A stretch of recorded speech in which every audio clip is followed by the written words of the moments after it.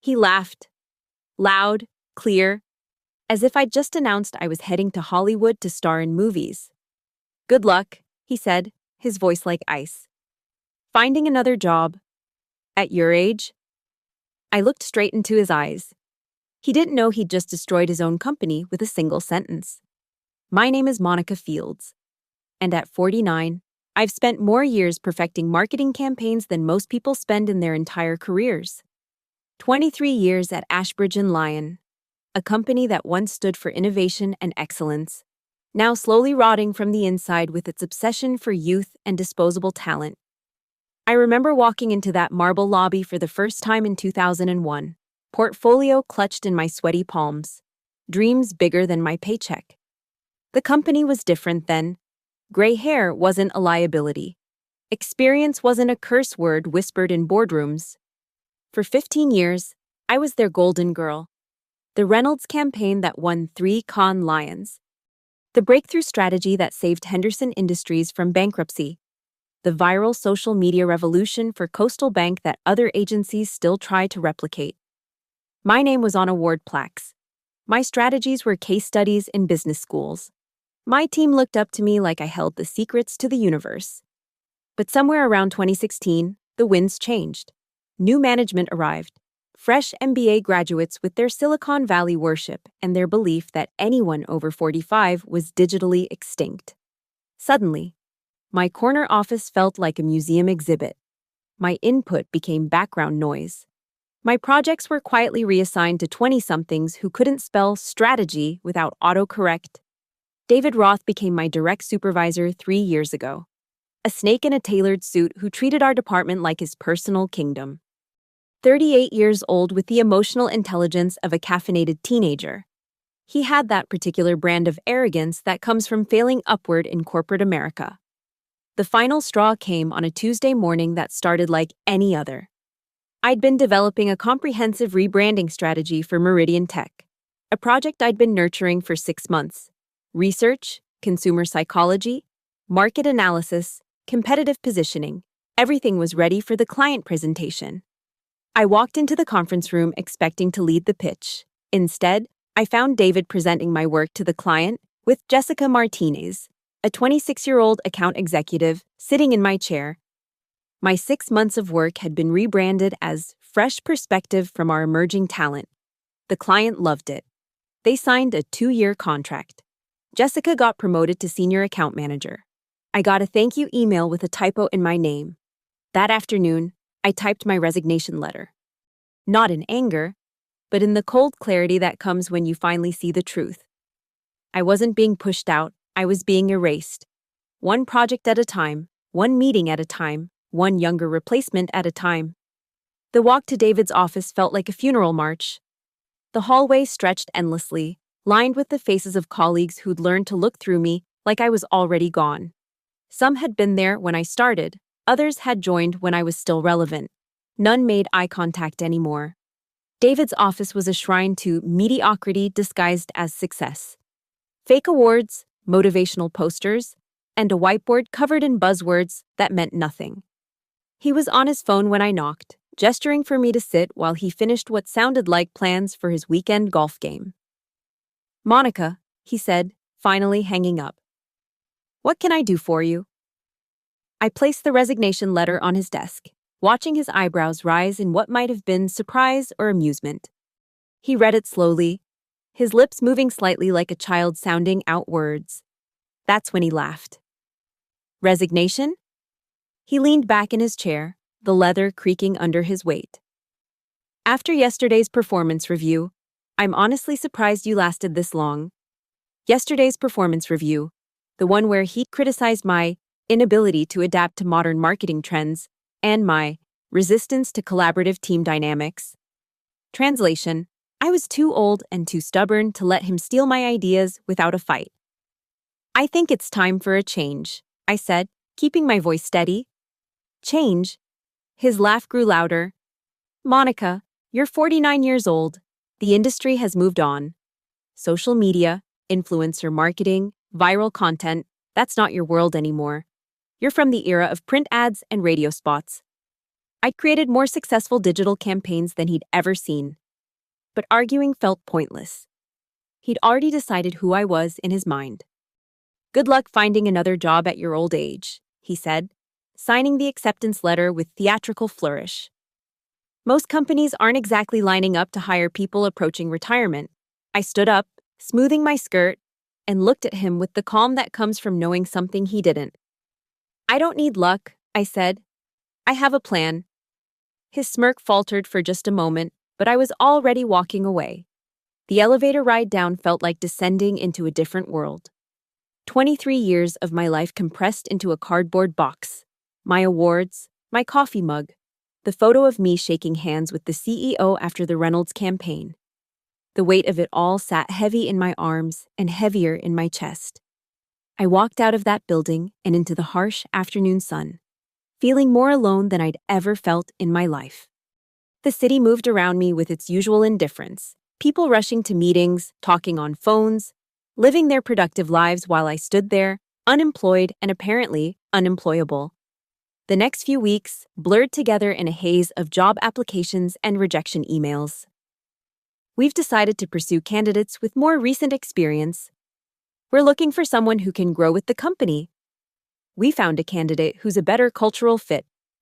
Each rejection was a polite way of saying I was too old, too expensive, too irrelevant. I'd sit in my apartment, staring at job boards, watching my savings account slowly drain while my confidence evaporated. The mortgage wouldn't pay itself. The bills kept coming. The silence from my former colleagues was deafening. It was during one of these dark afternoons that I ran into Angela Morrison at a coffee shop in downtown. Angela had been my closest friend at Ashbridge and Lyon until she was restructured out 2 years ago at 46. She'd been their top data analyst, the person who could find insights and numbers that others couldn't even see. "Monica." She looked genuinely surprised to see me. "What are you doing here on a Wednesday afternoon?" I told her everything. David's laugh, the job hunt, the mounting bills, the creeping fear that maybe they were right about me being obsolete. Angela listened with the kind of attention that only comes from someone who's lived through the same nightmare. "I've been there," she said when I finished. "The whole industry has this sick obsession with youth, like wisdom and experience are diseases instead of assets." "So what did you do?" I asked. She smiled. And for the first time in weeks, I saw hope in someone's eyes. I stopped trying to fit into their world and started building my own. Angela told me about her consulting business, Morrison Analytics, which she'd started with her severance package and a lot of determination. She specialized in helping small businesses understand their data, providing the kind of deep analysis that big agencies charge 6 figures for. "I'm actually doing better than I ever did at Ashbridge," she said. "My clients value experience. They want someone who's been around long enough to spot patterns, to know what works and what doesn't." As we talked, an idea began forming. What if we weren't the only ones? What if there were others like us? Experienced professionals who'd been cast aside by an industry that worshipped youth over wisdom? "What if we created something together?" I asked. "Not just a consulting business, but a full-service agency. One that proves experience isn't a liability. It's a competitive advantage." Angela's eyes lit up. "A boutique agency for clients who want strategy, not just tactics, substance over style." We spent the next 3 hours sketching out ideas on napkins, our excitement building with each conversation. We'd call it Gray Light, a name that embraced what others saw as our weakness and turned it into our strength. The concept was simple but revolutionary. An agency staffed entirely by professionals over 40. Each one a veteran who'd been pushed out by the industry's youth obsession. We'd offer the kind of deep strategic thinking that only comes from decades of experience, the kind of measured wisdom that gets results instead of just awards. Our first challenge was finding others like us. But it turned out we weren't as alone as we'd thought. Marcus Chen, a 52-year-old creative director who'd been retired from 3 different agencies, jumped at the chance to join us. Patricia Williams, a 47-year-old copywriter whose nuanced writing had been replaced by snappier, more millennial-friendly content, was eager to prove her worth. Thomas Baker, a data scientist who'd been told his methods were too complex for modern needs, brought analytical skills that put the youngsters to shame. We met in my apartment initially, 5 middle-aged professionals huddled around my dining room table, planning what felt like a revolution. We had no office, no clients, no funding, and no guarantee of success. What we had was decades of combined experience and a burning desire to prove that being written off was premature. Our first attempt at securing funding was a disaster. Venture capitalists looked at us like we were asking them to invest in typewriter manufacturing. The market is moving toward younger, more agile agencies. One investor told us, "Your demographic doesn't really align with current industry trends." The media was equally dismissive. When we tried to get coverage for our launch, journalists treated us like a novelty act. Gray light agency. When experience meets desperation. Read one particularly cruel headline. But we'd learned something important during our corporate careers. Sometimes the best way to prove your worth is to give people a taste of what they're missing. We decided to offer our services for free to our first client, treating it as a case study that would demonstrate our value. Finding that first client proved easier than expected. Startup companies, especially those past their initial growth phase, were struggling with the same issues we'd faced in our corporate careers. They'd hired young, energetic agencies that produced flashy campaigns with no substance, burning through their marketing budgets with nothing to show for it. Green Valley Organics was exactly the kind of company we were looking for. A sustainable agriculture startup that had been in business for 5 years. They'd cycled through 3 different agencies, each one promising to disrupt the market and create viral moments. Instead, they'd watched their brand message become increasingly diluted and their customer base remain stubbornly small. When we met with their founder, Maria Santos, she was skeptical but desperate. Her previous agency had created a campaign around dancing vegetables and trending hashtags that had generated plenty of social media engagement but zero sales growth. "We're not looking for viral moments," she told us. "We're looking for sustainable growth. We want customers who believe in what we're doing, not just people who share our content." This was our language: strategic thinking, long-term planning, building brands that lasted instead of trends that faded. We spent 2 weeks developing what we called the Deeper Roots campaign. Instead of focusing on social media virality, we crafted a narrative around the connection between sustainable farming and community health. Instead of flashy graphics, we created educational content that helped consumers understand the real impact of their food choices. The campaign wasn't designed to go viral. It was designed to build trust, educate consumers, and create lasting brand loyalty. We targeted local communities, partnered with health-conscious influencers who actually used the products, and created content that had substance beyond its shareability. The results were remarkable. Green Valley Organics saw a 40% increase in sales within 3 months. More importantly, their customer retention rate improved dramatically. People weren't just buying their products, they were becoming brand evangelists. Maria was so impressed that she introduced us to other startup founders in her network. Word spread quickly through the small business community about the agency that actually delivered results instead of just promises. Our second client was a sustainable fashion brand that had been struggling with the same issues. Their previous agency had focused on creating Instagram-worthy campaigns that generated likes but didn't translate to sales. We developed a campaign around the concept of timeless style that highlighted the craftsmanship and durability of their products. By the end of our 3rd month, we had 6 clients and a waiting list. The local business journal ran a feature story about our success, and suddenly we were getting calls from companies across the country. The article caught the attention of someone we never expected: Marcus Webb, the CEO of Meridian Tech, the same company whose project David had stolen from me. Apparently, their relationship with Ashbridge and Lyon had soured quickly. Jessica Martinez, the young account executive who'd been promoted based on my work, had struggled to deliver anything beyond the initial presentation. Marcus called me personally to discuss switching agencies. I remember you from the original presentation, he said. You clearly understood our brand better than anyone we've worked with since. Would you be interested in taking over our account? I thought about it for exactly 30 seconds. I'd be happy to discuss it, I said. But I have one condition. What's that? I want to be clear about our agency standards. We work with companies that value experience and strategic thinking.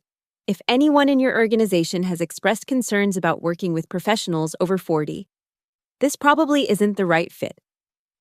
There was a pause on the other end of the line. Actually, Marcus said, that's exactly why we're calling you. We've learned that experience matters more than energy when it comes to results. The Meridian Tech account was our breakthrough moment. Working with them allowed us to demonstrate our capabilities on a larger scale, and their success story opened doors to even bigger opportunities. 6 months after David Roth had laughed at my resignation, Greylight was profitable and growing rapidly. We'd moved into a proper office space, hired additional staff, and established ourselves as a legitimate player in the market. But our success hadn't gone unnoticed by our former employers. Ashbridge and Lyon was struggling. They'd lost several major clients, including Meridian Tech, and their reputation in the industry was suffering. The same youth-obsessed culture that had pushed us out was now proving to be their weakness. The industry began to take notice. Marketing publications started running articles about the experience economy and the value of veteran professionals. Suddenly, being over 40 wasn't just acceptable, it was becoming trendy. The invitation to speak at the National Marketing Summit came as a surprise. It was the industry's most prestigious conference, attended by CMOs, agency heads, and marketing professionals from around the world. I'd attended as a participant many times during my corporate career, but I'd never been invited to speak. The irony wasn't lost on me when I saw the conference agenda. I was scheduled to present on the value of experience in modern marketing, and sitting in the front row would be David Roth, who'd been let go from Ashbridge and Lyon 3 months earlier when their client losses became unsustainable. I spent weeks preparing my presentation, not because I didn't know what to say, but because I wanted to say it perfectly. This wasn't about revenge, it was about recognition. Recognition for everyone who'd been written off, pushed aside, or told they were too old to be relevant. The day of the conference arrived with typical San Francisco weather, overcast and unpredictable. I stood backstage, looking out at an audience of 800 marketing professionals, many of whom had probably faced the same struggles I had. When they introduced me, I walked to the podium with the confidence that comes from knowing you've earned your place. I looked out at the audience, my eyes briefly meeting David's, and began. 18 months ago, I was told I was too old to be relevant in modern marketing, that my experience was a liability, not an asset, that companies weren't looking for someone like me. I clicked to my first slide, which showed Greylight's client roster and results. Today, I'm here to tell you that wisdom isn't obsolete, it's underutilized. I spent the next 45 minutes walking through case studies, sharing data, and demonstrating how strategic thinking and experience had delivered results that flashy tactics couldn't match. I talked about the importance of understanding consumer psychology, building long-term brand value, and creating campaigns that generated not just engagement, but actual business results. The audience was engaged in a way I hadn't expected. People were taking notes, nodding along, asking thoughtful questions. When I finished, the applause was immediate and sustained. The entire audience stood up, and for a moment, I felt the validation I'd been seeking for years. After the presentation, I was surrounded by people wanting to connect, to share their own stories of ageism in the industry, to discuss potential collaborations. CMOs handed me business cards. Journalists wanted interviews. Other agencies wanted to know how they could implement similar strategies. But the most meaningful conversation came from someone I didn't expect. A young woman, probably in her mid-20s, approached me as I was packing up my materials. Ms. Fields, she said. I'm Emma Chen, and I'm a junior account executive at Morrison & Associates. I wanted to thank you for your presentation. Thank you, I said. But I'm curious, what resonated with you? You're exactly the demographic that most agencies are trying to attract. She smiled. That's the problem. I'm tired of being valued just for my age. I want to learn from people who actually know what they're doing. Would you consider taking on a mentee? I looked at her for a long moment, seeing something in her eyes that reminded me of myself 25 years ago. Eager, ambitious, but also hungry for real knowledge instead of just trends. I'd be honored, I said. As I walked out of that conference center, I realized that my story wasn't really about revenge. It was about resilience, about refusing to accept someone else's definition of your worth, about proving that experience and wisdom aren't outdated concepts in a youth-obsessed world. They're exactly what the world needs. David Roth had laughed when I handed in my resignation, thinking he was watching the end of my career. Instead, he'd witnessed the beginning of something much more significant, not just my second act, but a movement that would change how the industry viewed experience and age. The city lights twinkled below as I walked to my car. But this time I wasn't lost in their indifference. I was part of them, contributing to them, helping to shape the future of an industry that had tried to discard me. And tomorrow, I would continue building something that proved that the best stories don't end with rejection. They begin with the courage to write a new chapter.